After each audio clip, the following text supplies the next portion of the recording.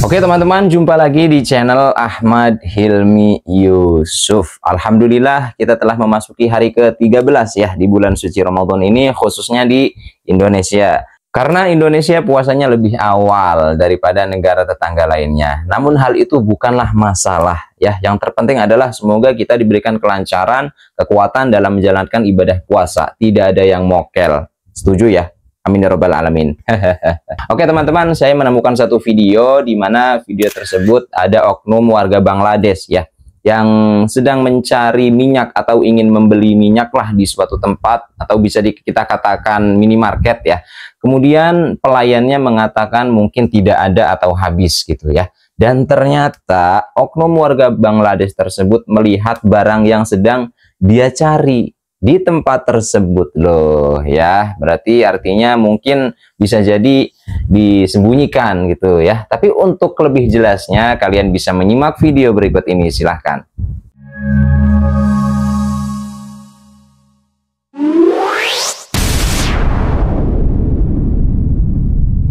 Apa ini orang?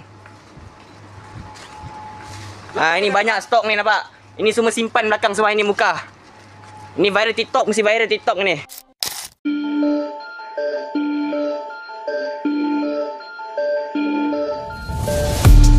Bumi Putra Malaysia semakin hari mendapatkan tantangan ekonomi yang semakin pelik. Pasalnya, warga pendatang mulai menguasai sendi-sendi ekonomi terlebih di kota-kota besar. Usaha-usaha penertiban kerap dilakukan, namun hal tersebut jauh dari kata membantu. Disebabkan sudah menjamurnya kegiatan-kegiatan ilegal yang dilakukan bangsa pendatang di negeri jiran tersebut. Ketidakberdayaan ini membuat para pendatang bebas melakukan aksinya seakan berada di rumahnya sendiri. Membuat rakyat Bumi Putra Malaysia semakin larut dalam kegelisahan. Sudahlah harga-harga kebutuhan semakin mahal, ditambah kerampokan pula. Rakaman video Aloya 36 menunjukkan kemarahan beliau yang pergi ke kedai yang diuruskan oleh warga Bangladesh untuk membeli minyak masak paket. Namun malangnya pelanggan tersebut diberitahu bahawa minyak masak tidak ada. Apa yang membuatkan situasi ini lebih menyakitkan adalah ketika pelanggan itu melihat dengan mata kepalanya sendiri, warga Bangladesh tersebut sedang mengangkut berkotak-kotak minyak masak paket untuk dimasukkan ke dalam keretanya. Keadaan ini menimbulkan kemarahan dan kekecewaan kerana jelas sekali terdapat penipuan yang berlaku di kedai tersebut. Rakyat Malaysia semakin tertekan dengan tindakan warga asing yang tidak beretika ini. Dan lebih menyedihkan apabila pihak berkuasa seolah-olah tidak memihak kepada rakyat yang terkesan. Peristiwa ini dilaporkan berlaku di Tropicana Aman Sinaria Kuala Langat dan ia menjadi satu lagi bukti bahawa rakyat tidak boleh membiarkan warga asing terus berniaga tanpa pengawasan yang ketat. Ni orang jual, tu minyak ada, dekat tak ada. Ni banyak stok ini belakang. Apa ini orang? Nah, ini banyak stok ni, nampak? Ini semua simpan belakang semua ini muka. Ini viral TikTok, mesti viral TikTok ni. Mesti viral TikTok. Nampak ada pegang apa? Nampak ada pegang Lebih 1,000 anggota dan pegawai polis daripada pasukan gerakan AMPJA mengepung mini Dhaka di Jalan Silang pada Khamis. Kepungan bermula pada 11 pagi itu bagi menyerbu koloni warga asing yang dilihat semakin besar kepala dengan berlagak seperti warga tempatan. Pasukan keselamatan lengkap bersenjata dan peralatan khas dilihat mula memecah masuk ke setiap premis, membabitkan 4 blok di Jalan Terbabit. Difahamkan serbuan dijalankan bagi menangani kebanjiran warga asing di Jalan Silang dan perniagaan yang dimiliki serta menggajikan warga asing. Wartawan yang mengikuti operasi mendapati sekurang-kurangnya 500 warga asing ditahan setakat 1 tengah hari tadi. Warga asing kebanyakannya terdiri daripada warga Bangladesh, Nepal dan Myanmar itu gagal melarikan diri selepas kepungan mengejut dibuat.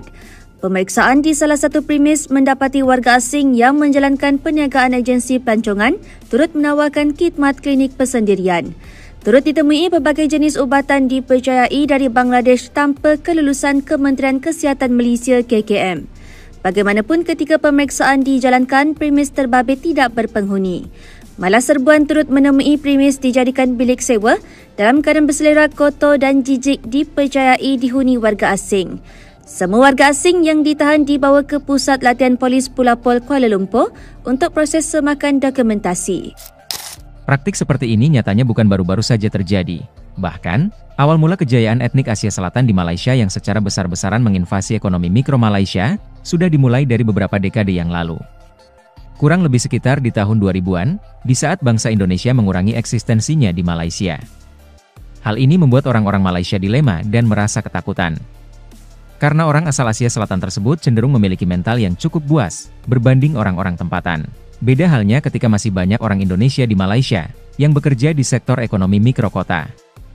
Nyali orang-orang Asia Selatan cenderung masih dapat diredam. Karena orang tempatan masih memiliki kawan yang bermental baja dan siap membela, serta sangat menghormati tuan rumah. Dan seterusnya masih dalam perkembangan yang sama, nampaknya warga Nepal dan juga Bangladesh telah turut pun orang kata menjadi tuan kedai kepada premis-premis yang berada di Jalan Yap Ahluai. Biarpun sewa kedai dikabarkan sekitar RM20,000 sebulan, tetapi ia bukan satu bebanan kerana mereka mampu untuk membayar sewa tersebut, dan ini juga dibantu perniagaan mereka dengan berkembang secara pesat dan membolehkan mereka menguasai aktiviti ekonomi di kawasan berkenaan.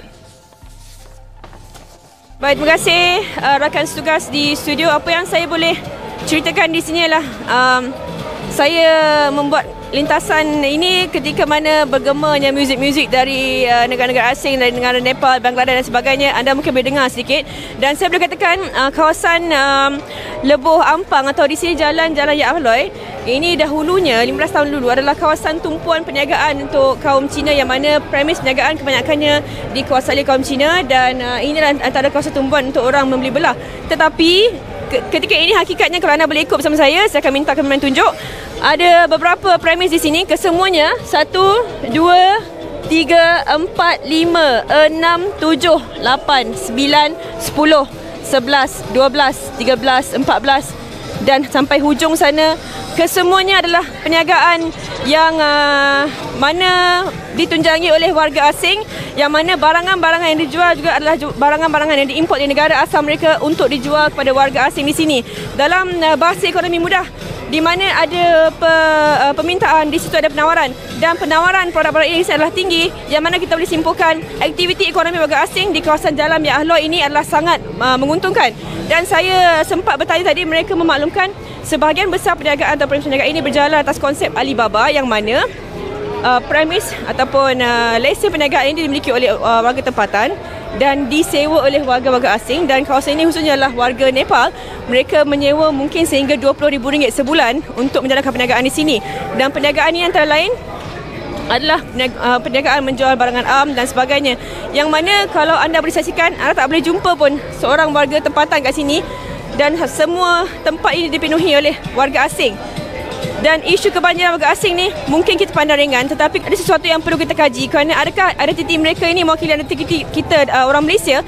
Dan kalau pelancong asing, contohnya 2 orang yang ada kat sana tu, kalau anda boleh saksikan ada 2 pelancong asing di sana, mereka akan menganggap orang-orang yang berada di sekitar ini adalah orang-orang Malaysia, sedangkan hakikatnya mereka bukan ataupun tidak mewakili aspirasi orang Malaysia sepenuhnya. Dan ini sesuatu yang perlu dilihat dengan lebih serius oleh pihak berkuasa, bagaimana mereka boleh membanjiri kawasan ini, yang mana perniagaan ini semuanya dimiliki oleh warga tempatan, tapi akhirnya diuruskan perniagaan itu oleh warga asing.